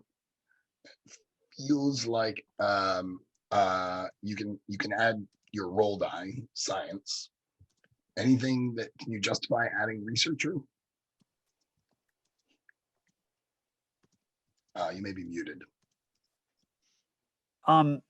Sorry, I thought you were talking to, my bad. No I worries. apologize. I spaced. Can you please walk me through that again? Yes, well, we're starting at the top. So Yes. you can add a roll. You add your roll die, so that's a d6. Okay. Click on one of those. And let me get started on roll with me here because, okay, so there's a D6. Perfect. Can you justify your background?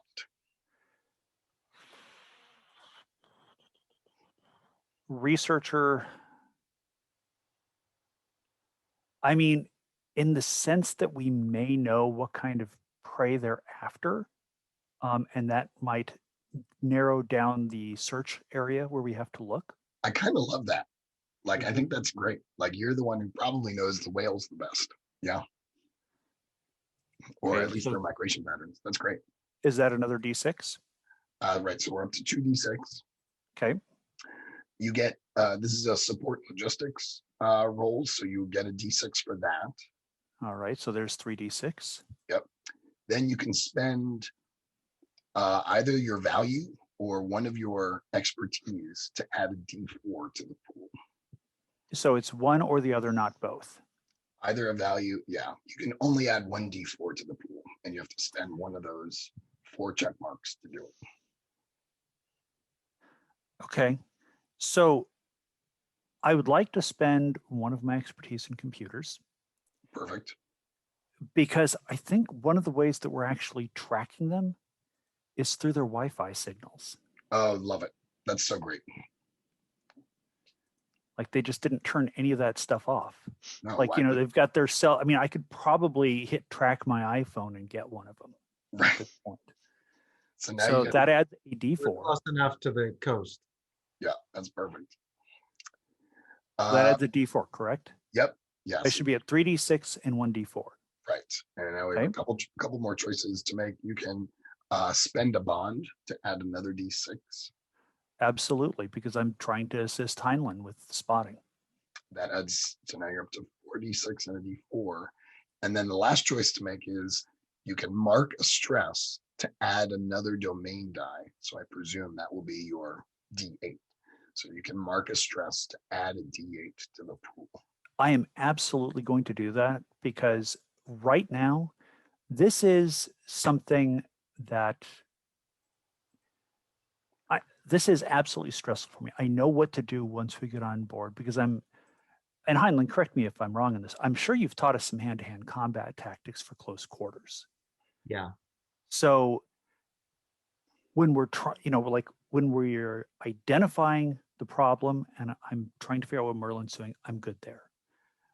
I'm good once we get on the boat, but it's that in-between period where everybody else knows what to do because they're navigating, they're working on the engines, and I'm just kind of like, I guess I'll bring you coffee. So that's right. really stressful. Okay, cool. So once again, we've landed on 4d6, a d8, and a d4. Heinlein, is there any reason why you wouldn't end up with that pool? I think so. I'm not sure I will get. So is it role or background, or can you get both? You can add both, and I think both of them are relevant here. Both of them are relevant. So security of the premises somehow? Right, Or your security training. Yeah. Okay. Yeah, so both of those, and then support and logistics is another D6. And then now you can choose to spend either a value or an expertise to add a D4 to the. Yeah, so I will spend my leadership because I am trying to gather everybody up and get, but at the same time, I'm also dealing with a complication of Gaia speaking to him. So I specifically avoided incorporating complication into this role since it was our first one, but you will have ample opportunity to do that. Okay. Later. All right. Yeah. As well as the handgun. I think we should not use the handgun now because you're going to want to use that sucker later. So, yeah. So the last two choices are whether you're spending a bond to add another D6 to the pool. So what was Martin doing again? Navigating. So I've got a map out on the table and I'm coming up with the angle of approach, etc. So I think because Inga is in the engine room and Martin is going over his maps, I'm probably not going to have a direct bond in that case, in those cases. So then the last thing you can do is mark a stress to add the D8. Yep. So now that's 3d6, a d4, and a d8. Okay, 3d6, a d4, and a d8. And is that what everybody else got too? Just everyone else had another d6 because they used a bond. Okay. Which you're welcome to do if you like. That's okay. All right. So now, before you roll, I just want you all to know how this game works. You're trying to beat a 12. If you beat the 12, you narrate your success. If you do not beat the 12, you suffer, which is the game term. In this case, there will not be any mechanical disadvantage. Well, that's not true. But you will not get hurt. You won't lose hit points or anything like that in this particular case. Just means you won't earn as much duty. So basically what happens is after you roll, whoever beats it gets a certain amount of duty or glory, and whoever doesn't only gets one glory or one duty point. If you roll the highest, you get the most duty points. So there's a little bit of a competition here. You want to try and roll the absolute highest because you will get the most experience points, really, out of it. So I've played it both with the competition and without the competition. it is definitely a little more interesting with the competition. And since we're only doing 2 sessions, let's stick with that. So I'm going to ask you all to push your roll buttons, and we're going to try and break John's dice roller. 3, 2, 1, go. Go for it.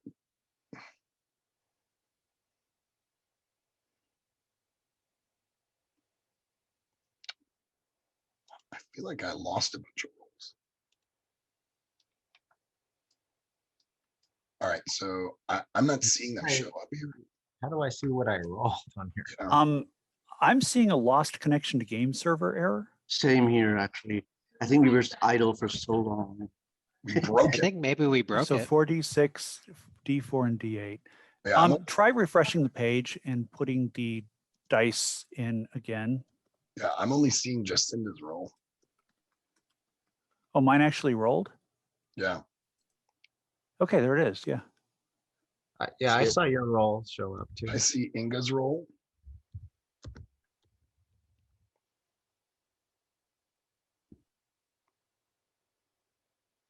I see Martin's roll. You know what sucks about this is I can't see what the D4 rolled, and that's pretty important. Oh, yeah. Do you want us to do separate d4 rolls then? Yeah, let's do that. Let's do. Well, I can see Heinlein. So Heinlein, you did just fine. So basically, what happens now? Okay, hold I up. think if we do the Go D4, to roll history, and Okay. that'll show you what the die was and what the d4 was. Mhm. Oh yeah, nice.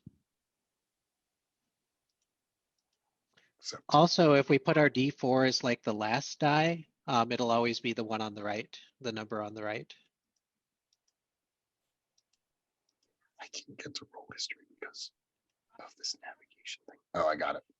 All right. All right. Look at this. All right. So Gyrobot is definitely not in this game. So Jacinda, you we take your 2 highest, That's which a 6 are and a 5. 6 and a 5, which is 11, and your D4 result, which is a 14. The other problem with this game when you're GMing is like you actually have to write stuff down. So you were trying to be 12. Pucker rolled a 14. All right. So that's good. I'm looking at Matthew's roll now. Matthew rolled a 6 and a 4. So that's 10. And then your D4 rolled a 3. So that's a 13. Also good. Martin, that's Nicholas, rolled a 10 and a 1. So that's 11. That did not match. And Jamie's clearly upset by that. And Ash rolled an 8 and a 3. And a 2 on the D4. And then a 2 on the D4. So that in my world is a 13. Yep. Okay, so that means Nicholas character an 11. rolled an 11. He suffers, which means he will get 1 duty and to not succeed.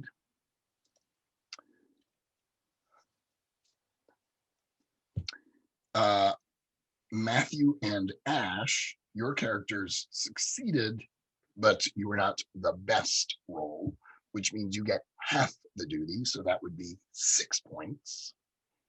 So you can add 6 to that line 3. And Puckett, you rolled the best. So you get all 12 points of duty, which is determined again by the difficulty level that I rolled. And now we narrate. So I put 12 on line 3. Perfect. Yes. Okay. And Ash and Matthew, you put 6 on line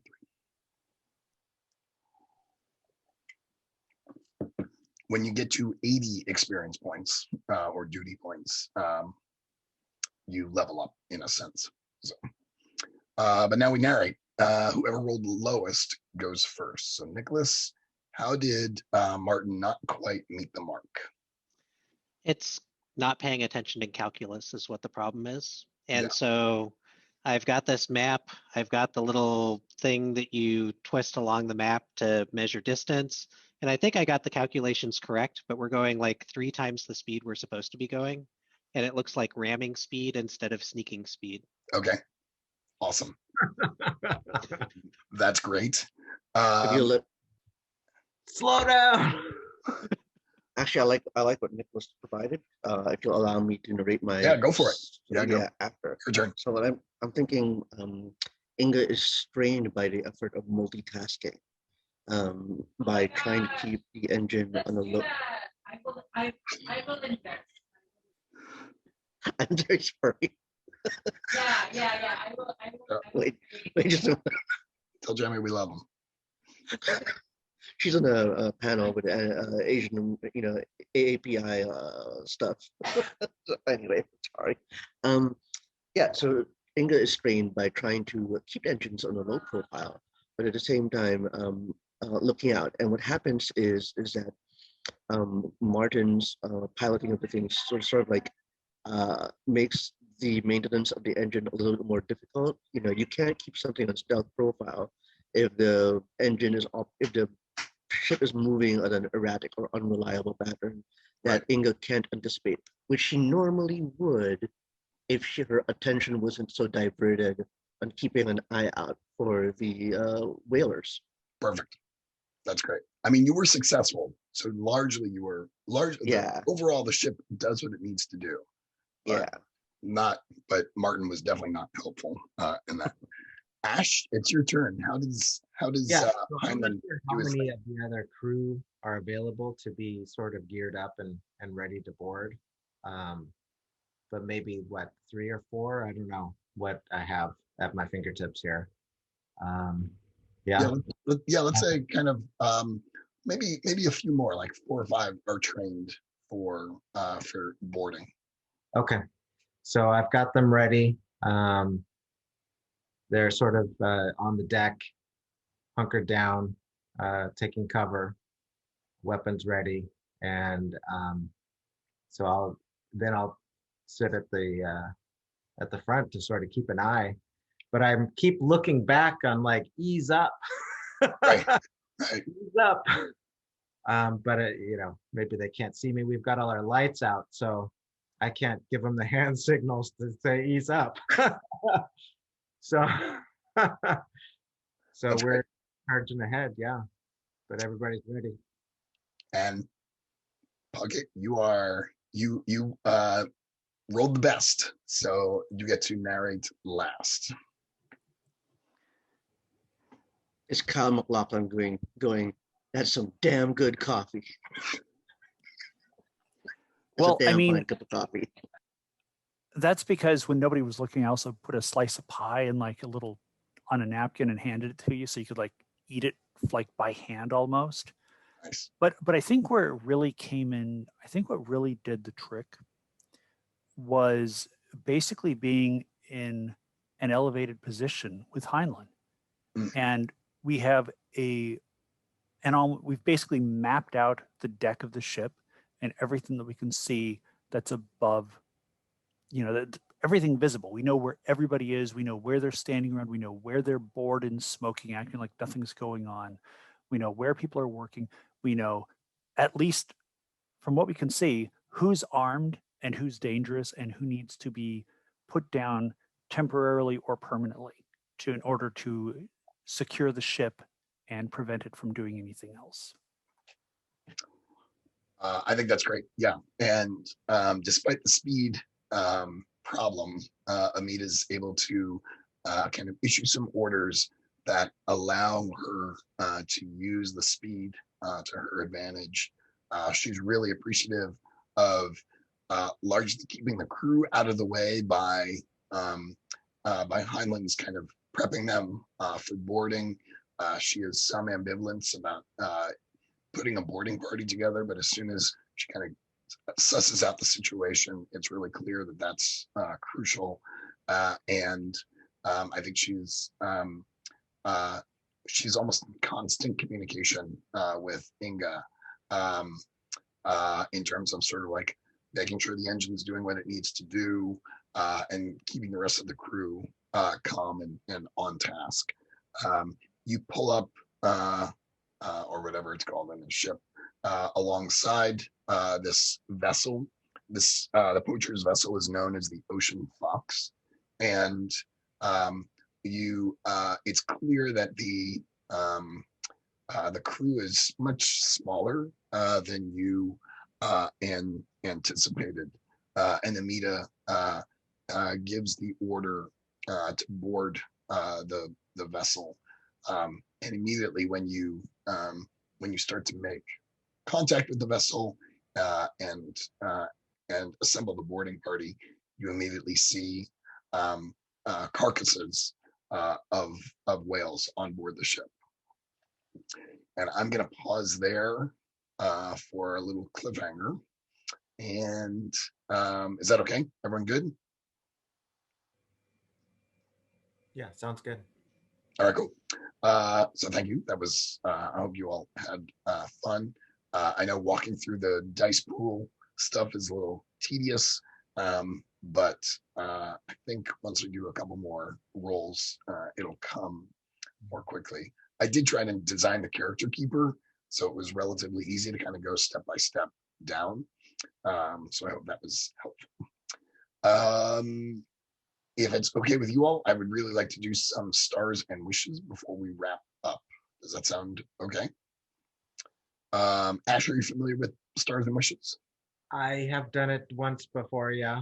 Okay. So maybe somebody should go first and then model the way. Yes, my the usual crew here. We'll model behavior. So, Bucket, can I put you on the spot to go first? Also, if you put me on the spot. If you have any feedback for me on the game so far, I'd love it. So, I think the feedback that I have so far is a comment is the comments that I've already made that I know that you took note of.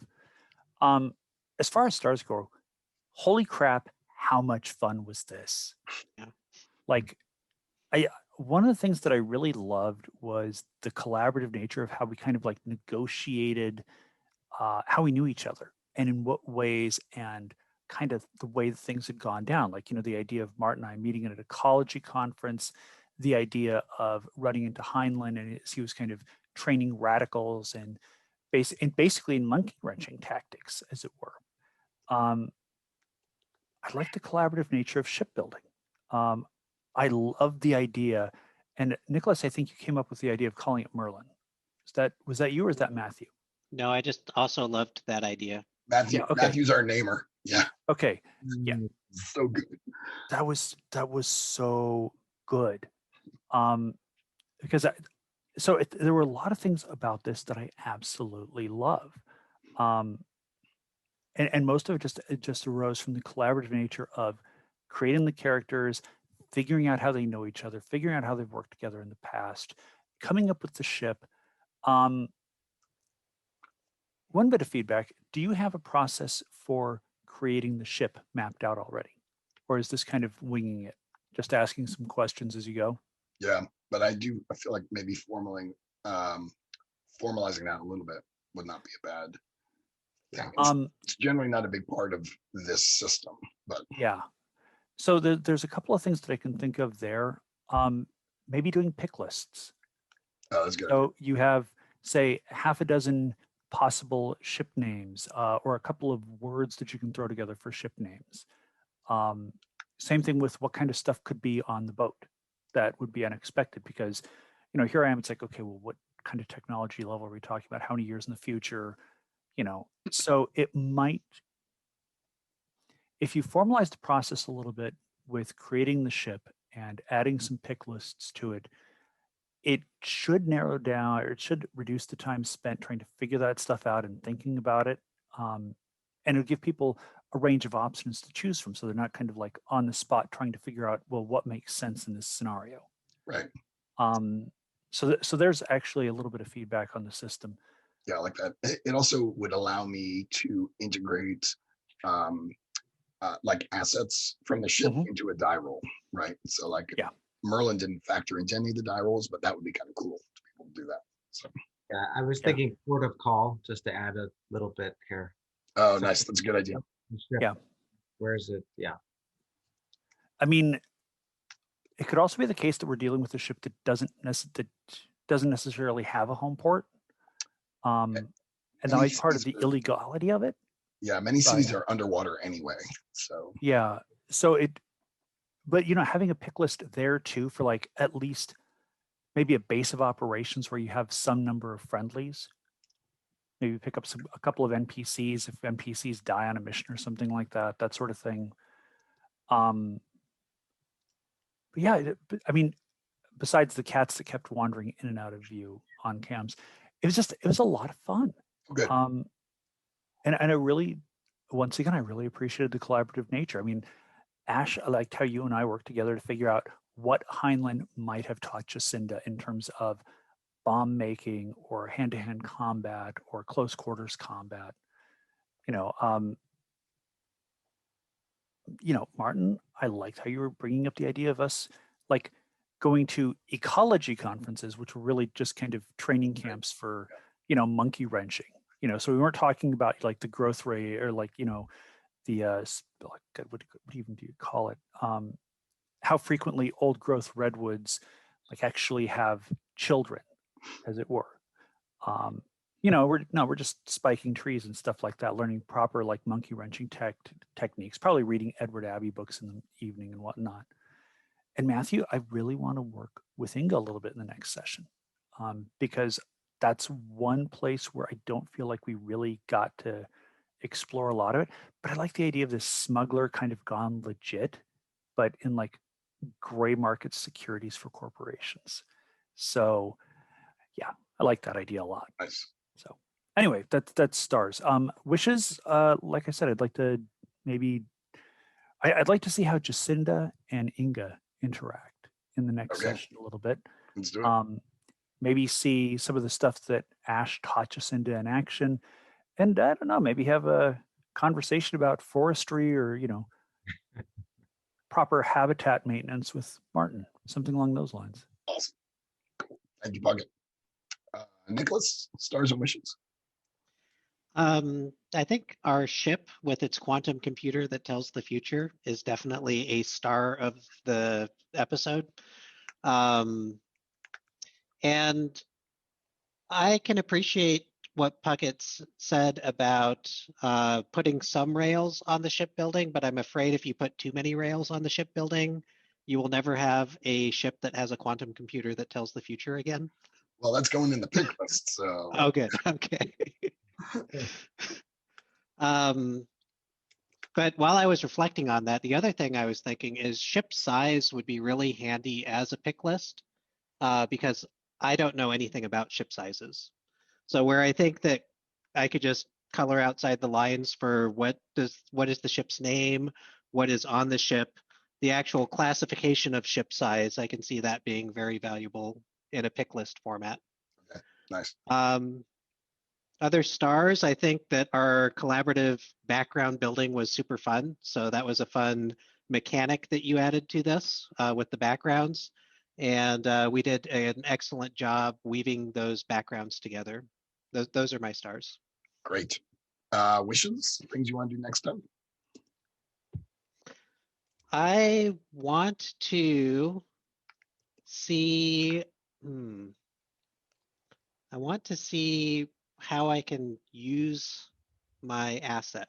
That's really what I want to do next time, which is just a thing that I carry around. So it's on me. I'll make it work. What is a Pulaski? It is kind of like a hatchet with a flat part. So it has the blade on this side, flat part on this side, Okay. longer handle, and you use it for constructing trails and whatnot. Okay. Awesome. Matthew, stars and wishes. Stars first, please. Like between Nicholas and Puckett, most of what I consider stars has been well covered. I think, I really, really enjoy the milieu. Maybe it just speaks to the lapsed anarchist or lapsed radicalist in me.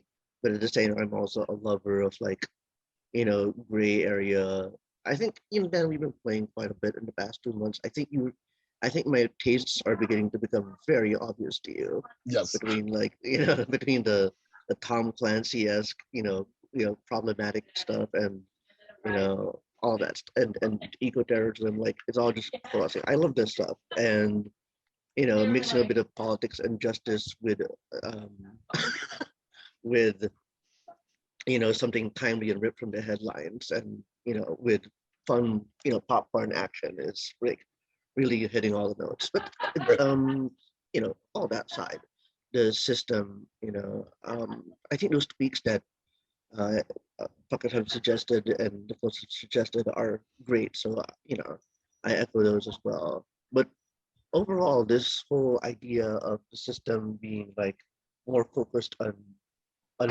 not even vignettes, but just sort of like broad scenes, and rather than trying to do the. You said something earlier that really struck hit me, was you don't go into the blow by blow. You know what I mean? Like nobody wants to. It, there is a place for turn by turn every single action narrated and resolved, and this is a game that doesn't do that, and it's very refreshing. Right. Yeah. Yeah.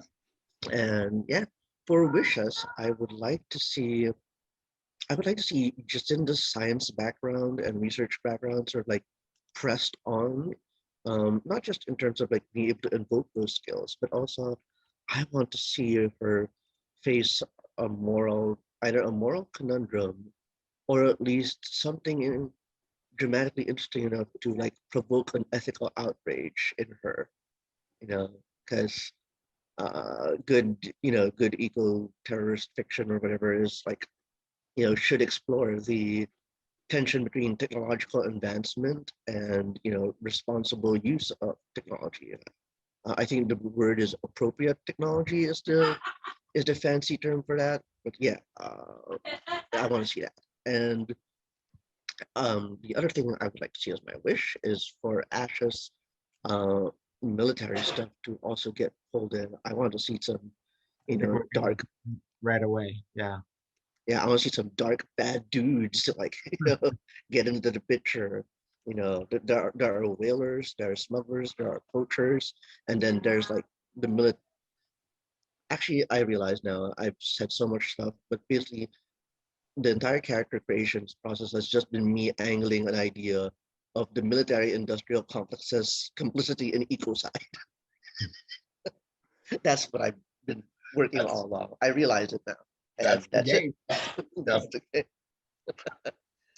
Yeah, those are my wishes. That's great. That's perfect. Yeah, I'm thinking for next time. I'm hopeful that I can fit in 2 contests before the final battle, and I think, or the final contest, whatever that turns out to be. One will be more combat oriented. That is, you all trying to wrestle control of the ship from the poachers, and then the other might be more like, how do you save the whales that have been captured already? So a little bit more sciencey focused, and then just sort of trying to deal with the poachers. So Ash, basically stars are things that you like. Yeah, things that pretty you much wanna what everybody has already said. I find true as well. So there's not much I can really add there. I do think that a pick list and some of the planning out some of the base of operations that really helps. So it helps that we have Merlin there to sort of facilitate some of that stuff, but some sort of knowledge-based person or something to get you on that mission. Who are we working with? Some sort of structure would help there. So maybe that's more of a wish. I don't know. Is that a wish? Yeah, or feedback on the game. Yeah. Yeah. Okay. So for my wishes, though, I think that advancing the dilemma with the captain would be really good. So she wants to, use her journalism and try to bring about the happy, so to speak. Let's all just take them to the authorities kind of thing and expose these people for who they are, versus me, who's wanted, let's cut them down and they can take the ship, whatever, just don't ever do this again, kind of thing. Nice. Yeah. So Yeah, wishes are basically anything you want to see next time or do differently next time. Or is there anything else that came to mind for you? I want to use my handgun. Oh yeah, we're all over that. Yeah. Which I think we will. Stars, I just love playing with you guys, and how I just really love just how eagerly you all lean into the genre and create it. And it never ceases to amaze me how just a few fields on a spreadsheet or on a character sheet can generate out of your imaginations just such wonderfully rich characters that give us so much to work with. And now I just want to read, you know, a novel, and an eco-terrorism novel about these four awesome characters. So thank you all so much for that. It means a lot to me. I'm really glad that the genre is vibing with you all too, or at least some of you, because it's just something that I find fascinating. Just sort of this idea that we more or less normal everyday people are suddenly kind of pushed into this state, and how do we deal with it? And it's just something I'm so curious to explore through this game. You are all very thorough and deliberate game players, and so just watching you make use of my skin on this system has been just enormously educational. But thank you also for all the feedback, and I can't wait for next week. I agree with all of your wishes. My only wish is that I had made this a quarterly, so we could have more sessions for these games. You know, you could always put a quarterly of this on the calendar. Just saying. I could. Yeah, I'm going quiet over the summer just because of family obligations and stuff. Sure. But maybe in the fall, I feel like this is if we kind of tweak this a bit, I could see playing this for at least a month, if not more. Yeah. So, We're not going to get any ideologies with just the 2 sessions, are we? Yeah, no. That is unfortunate as well. But we talked about last time, and I completely forgot, is starting with an advance just to give your characters. So I'm thinking maybe next time, just to plant a seed, you all will pick an advance, even though mechanically you haven't earned one, but just to give you guys a little bit more powerful stuff. I like that. So we'll start off next session like that. Like starting at level 2. Yeah. All right, friends, I got to go to bed. It was really nice seeing you all. Thank you so much. And I will see you all next week. Oh, wait, one question. Okay for me to post the recording? Okay to post. Yeah. Very cool. Thanks, friends. I will see you next week. Be well, everybody. Bye. Bye.